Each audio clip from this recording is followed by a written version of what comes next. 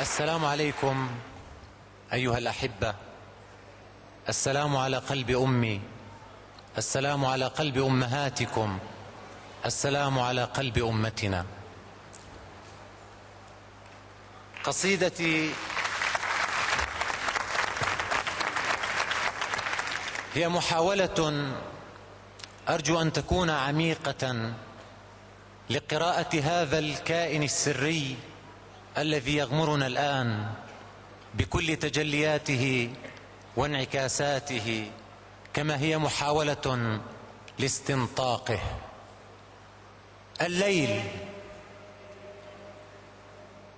في الليل يسقط عن متاريس القلوب الخوف، تنشق الصدور وتنبت الأحلام كالأعشاب فوق وسادة الوقت الفقير.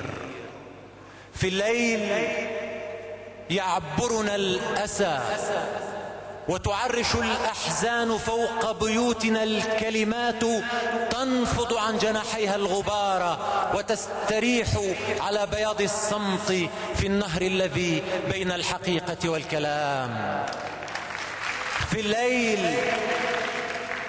في الليل ينتحر الظلام وتمارس الأشياء خطوتها البريئة، كل شيء نام إلا أنه لا شيء نام.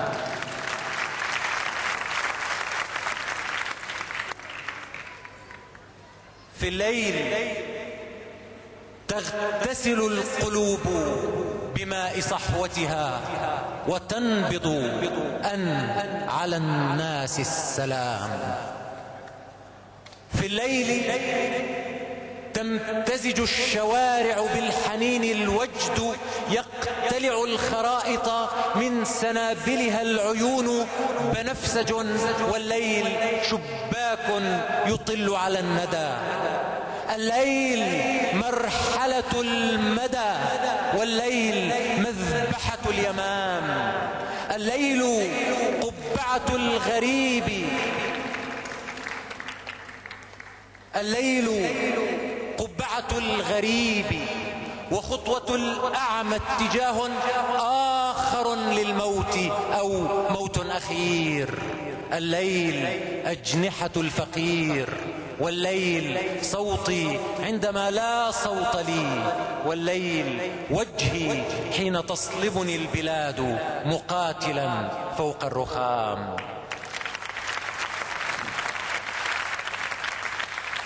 الليل هذا الأسود المزروع في اللاشيء، هذا القمقم السحري والجسد الغريب.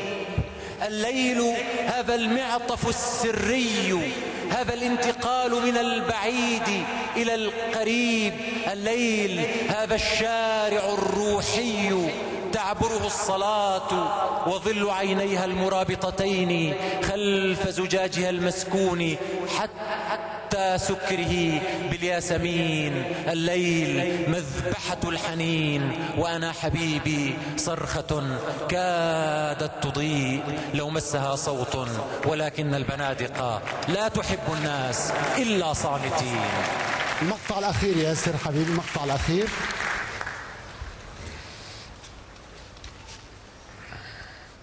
ثلج وأوراق العيون على بياض الثلج موتى، من ترى يصطاد أحلام الصغار، ومن على عينيك يرسم وجه غيري، من يحرف في الوريد دم الوطن.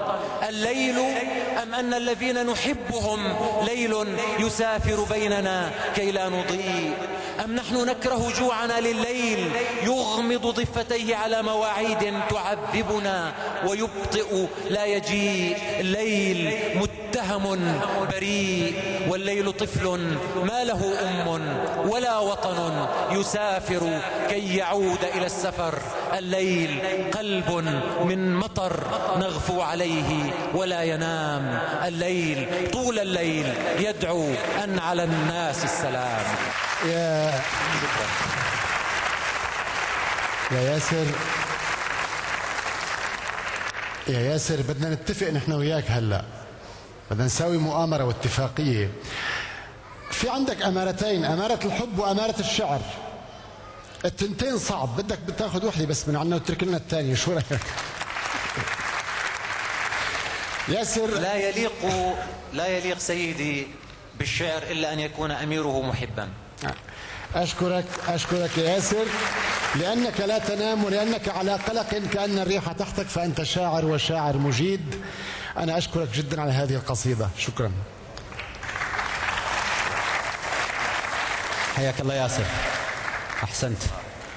يشهد النص استشفافا من خلال طرح الدلالات الواقعية لاستنهاض المعنى الرمزي، وبرزت في هذه ظاهرة الرمز بدءا من العنوان الليل، وكأنه عمل روائي وليس عمل شعري. البنى اللفظية للتكرار من خلال تردادك إلى بنية الليل أسهمت بصفتها كيان مكتفي بذاته في فتح العلائق المعنوية المجاورة مع بعض الجمل والكتل الإيقاعية. هناك علاقة جدلية في النص بين الدلالات اللفظية التي جاءت جزءا من تكوين هذه الصور اللغوية. إحساسك في هذه القصيدة عميق بالحياة، ونصك يمثل نموذجا حيا لهذا الشعر الحي، ويمثل عقدا في منظومة القصائد الجميلة في هذه المسابقة. أتمنى لك التوفيق.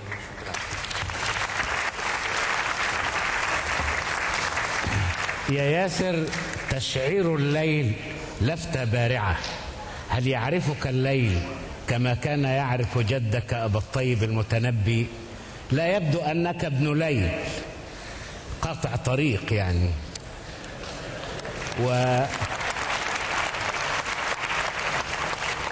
أنت تغني لليل، وننتظر أيضا أن تغني للعين. تمزج الفكر الشعري بالفكر الفلسفي، تذبح الحمام والحنين على مدارج الليل، لكن هناك بابا سحريا في الليل هو الذي ينتظرك كي تفجر فيه كل طاقتك الشعرية، هو باب الحلم.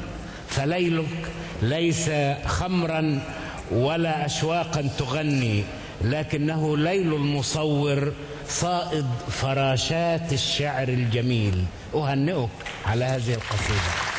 شكرا لك أخي الكريم، نص جميل، لغة جميلة، صور جميلة، لكنني قد أختلف مع مفهوم التكرار الذي يقدمه لي هذا النص. الواقع التكرار في الشعر العربي المعاصر اختلاف كلي عن التكرار في البلاغة التقليدية، لأن البلاغة التقليدية تفترض أن التكرار هو جزئي. الواقع أن التكرار يستخدم في الشعر العربي المعاصر اليوم بوصفه بنية شاملة، يستعمله المبدع حتى يبني عالم الماء ثم في النهاية يدمر هذا العالم. الواقع أن التكرار هو منبه.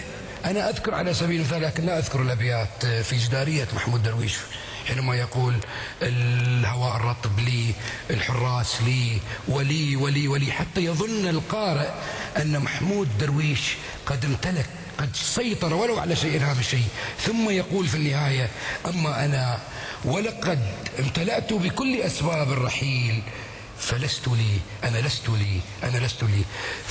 فيكرر كلمة لي حتى يقود القارئ حتى يبني عالما، ثم في النهاية يهدم هذا العالم. شكرا لك أخي الكريم على هذا النص.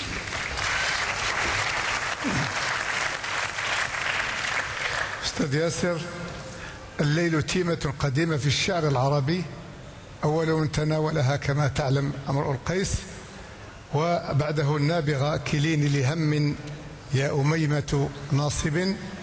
لكن هذين الشاعرين كانا ينظران إلى الليل نظرة خوف ونظرة قلق ونظرة شقاء، وأنت حاولت أن تقدم لنا الليل في هذا النص الجميل برؤية شعرية جديدة. والتكرار الذي وظفته كما أشار زميلي الدكتور علي بن تميم هو تكرار فني جميل، والتكرار في الأساليب الأدبية العربية وغير العربية القديمة والحديثة هو إذا وظف توظيفا فنيا فيكون عن تقنية وعن قدرة وليس عن ضحالة. أنا أهنئك على هذا النص الجميل. شكرا أخي العزيز.